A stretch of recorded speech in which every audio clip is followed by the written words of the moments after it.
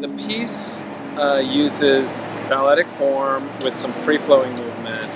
I was interested in developing a piece using projected media and live processed images of the dancers with projection surfaces that are ephemeral, that are translucent, so that there's these ghostly images of the dancers reproduced and reformulated, rearranged in the projections, and playing with the idea of the ephemerality of dance, as a metaphor for the ephemerality of time and life. So the dancers move forward and backward.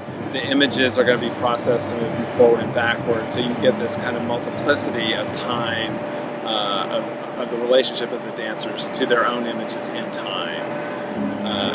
So basically, it's a rather abstract work in the sense that there's not a narrative, but there's always this sense that the dancers are moving forward and backward in time, as well as obviously in space.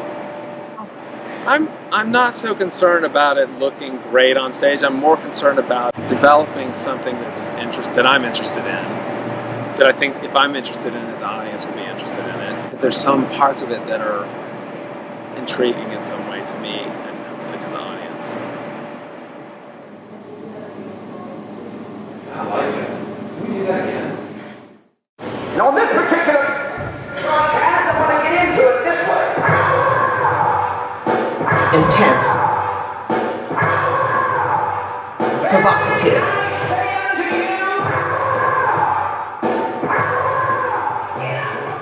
The course is modern dance repertory, and so it's a living art form. The work itself, the title Powerful, is provocative. So you have an expectation when you hear that word power/full.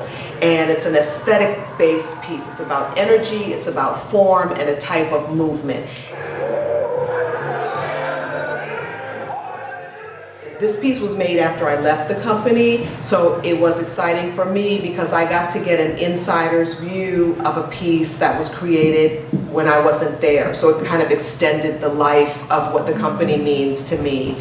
And working with Shayla V. Jenkins, who recently left the company, the students were able to have a very close relationship with someone who's very recent in the company's history.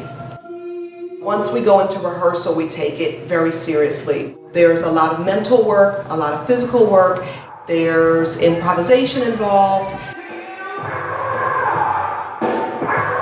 It's thrilling and completely satisfying. I choreographed this piece a couple of years ago, actually my freshman year, after the news was hung on campus. I couldn't explain through any words. Like this piece, I go through my experience of wanting to just walk away and forget everything, because that's honestly easier. It's really hard to care about something and go deep and dive into it, and I hope that we can reflect and really dive into the issues that this country's been having, our school's been having, and not just have them pop up and then forget about them, and then when something happens and pop up and forget about them, but actually actively working on them, actively working to fix them.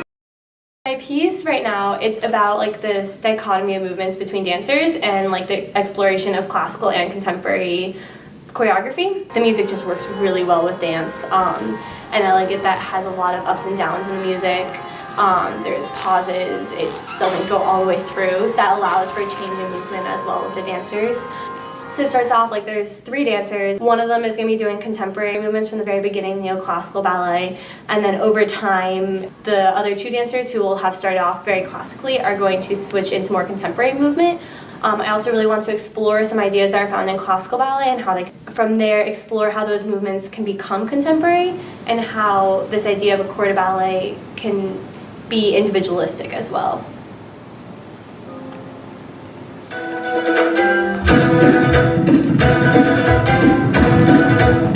My dance takes us back to a place where wheat was central to human well-being.